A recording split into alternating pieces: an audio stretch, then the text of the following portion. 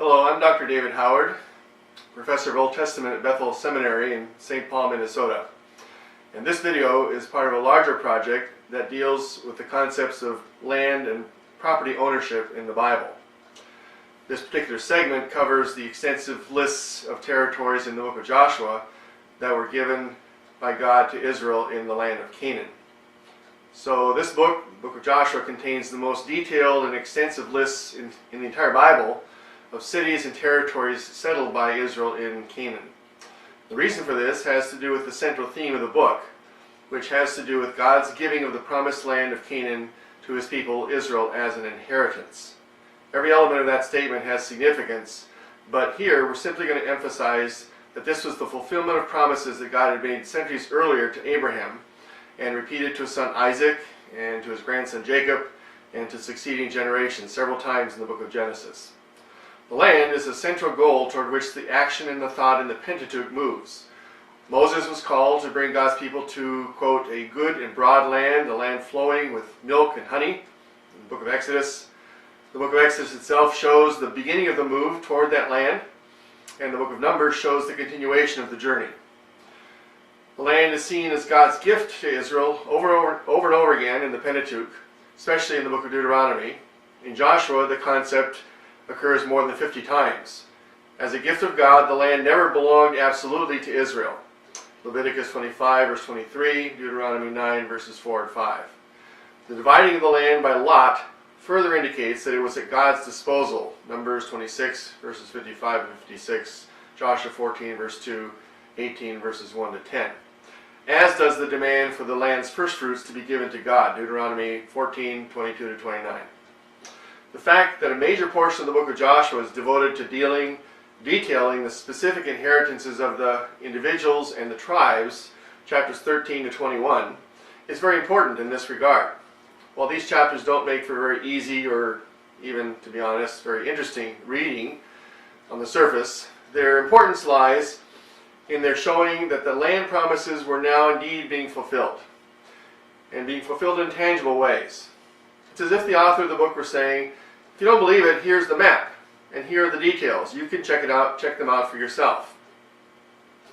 The lists in Joshua are comprehensive, covering the inheritance of every one of the tribes. However, they're not identical in structure, emphasis, or length. Internally, the lists are composed of several different elements. We have what are called boundary lists, and then also city lists. We have notices of cities or territories remaining to be conquered, in other words, the things that have not been conquered yet. Stories of individuals or groups asking for and receiving their inheritance, and then some miscellaneous regularities in the patterns that we'll mention later. So first of all, we'll talk about the boundary and the city lists. In Table 1, the tribes of Israel are listed in the first column, and the passages where each tribe's inheritance is given are listed in the second. We can clearly see that the greatest part of these passages is taken up with the listing of the tribe's boundaries and the cities that are within those boundaries in the third and fourth columns. The 14 tribal lists show these remarkable similarities, but also some striking differences. We should note parenthetically here that the arithmetic differs from the tradition of 12 tribes of Israel, descended from the 12 sons of Jacob. But we need to remember, however, that Joseph's inheritance was split three different ways. One for his son Ephraim, and two for his son Manasseh, that tribe settled east and west of the Jordan, yielding 14 lists to be covered in the book of Joshua. The most important thing to notice in Table 1 is that each tribe received an inheritance, whether it was described by a boundary list, a city list, or, in many cases, both. God was fulfilling the promises to Abraham to give Israel the land, even to the most insignificant or the weakest tribe.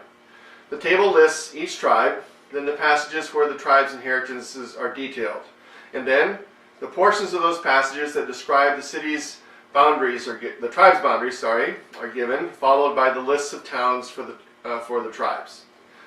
Now, the boundary lists for three tribes, there are no boundary descriptions at all. The tribe of Levi received no contiguous territory, only cities, because their inheritance was the Lord himself, or the sacrifices of the Lord. We read about that in chapter 13, verse 14, verse 33, and chapter 18, verse 7. Simeon's and Dan's territories are not characterized by any border or territorial descriptions because Simeon was absorbed into Judah, chapter 19, verses 1 and 9. And because the Danites had difficulty taking their own territory, chapter 19, verse 47. So they migrated north and took territory there.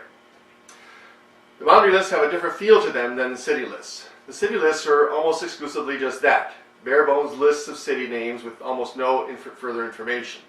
The boundary lists, on the other hand, are more alive, more of a narrative nature, with complete sentences and verbs leading the reader along as the limits of the territories and the direction in which certain boundaries run are described.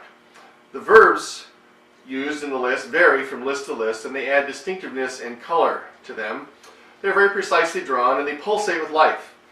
As the reader moves along, he or she can almost watch as the leading edge of the boundary moves down into this valley, around that city, along that slope, up that hill, and ends by extending as far as the sea or the river. Many different verbs are used to describe the ways in which the boundaries operate. One scholar has highlighted the 9 for which the word boundary is the grammatical subject, the 9 verbs.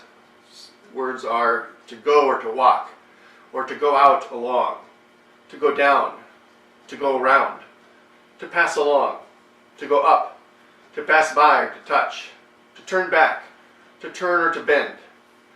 These verbs link the fixed points, or they give life to a line, such as the reader can enter into the experience of map drawing himself or herself, so to speak. As did the 21 surveyors sent out from Shiloh in chapter 18, verse 4, where we read this, quote, "Provide 3 men from each tribe, and I will send them out, that they may go out, that they may set out and go up and down the land. They shall write a description of it, with a view to their inheritances, and then come back to me." To illustrate, this is something like the children's toy, the Etch-a-Sketch, where the knobs control the line being drawn, and you can see the line going this way and that. That's sort of what it feels like when you read the boundary descriptions. Along with the directional indicators, prepositions and nouns such as from or to, alongside, to the north, to the sea, to the east, as well as geographical nouns such as border or tongue or shoulder, slope, valley, hill, wadi. Wadi is a seasonal stream bed, the sea, etc. The verbs combine to generate interesting and very precise boundary descriptions. The fact that many of the points described are not known today should not obscure the marvel and the precision of the original lists. There are also city lists. The city lists for the tribes that settle east of the Jordan River, which are the first 3 in Table 1, are not as important as the boundary lists there. Reuben's cities are mixed in with the boundaries, and none of them are listed for Gad and eastern Manasseh. This is probably because the greater focus in these lists, and in the book of Joshua as a whole, is on the settlement west of the Jordan, the land inherited by the Transjordan tribes that had already been pacified in Moses' day in Numbers 22. In the case of Judah's city list, which is in chapter 15, verses 21 to 62, almost half the cities there are only mentioned in that list. More than half only in Joshua, and more than 2/3 only in lists in Joshua and elsewhere, with nothing more known of them. It appears that the author of the book simply listed many of the city names to create by far the longest and most impressive list for this, the most important tribe. The list itself reflects Judah's prominence in Israel's life. The second thing we'll look at are the cities and the territories remaining to be conquered. Another important type of information in these territorial lists deals with the territories and cities that the Israelite tribes failed to conquer. These are described in 2 sets of passages. The first set is characterized as, quote, "the land that remains," and we read about that in chapter 13, verses 2 to 6. The second set is sometimes called the conquest lacunae, or gaps. In other words, the cities and the territories from which the Israelites were not able to drive out the Canaanite inhabitants. The most organized list of these is found in Judges chapter 1, verses 21 to 35, but previews of much of the same material are found scattered throughout the list in Joshua. Table 2 shows these and compares the information on the conquest lacunae in Joshua with that in the book of Judges. The information here is exceedingly important because it gives a counterbalancing view, number 1, to the seemingly all-encompassing boundary and city lists throughout the book in chapters 13 and 21. And number 2, most certainly to the all-encompassing summary statements of chapter 10, verses 40 to 42, 11, 16 to 23, and 21, 43 to 45. In these passages, it seems as though Israel conquered every square inch of the land and displaced or destroyed every last person there. but the information here shows us a more nuanced perspective. There are vast and important territories left yet to conquer, 13 verses 2 to 6, as well as many cities and regions that the Israelites did not take. So this is a much more realistic picture of the state of affairs in Joshua's day, and it lays the foundation for understanding many of the troubles the Israelites were to encounter later in the period of the Judges and beyond.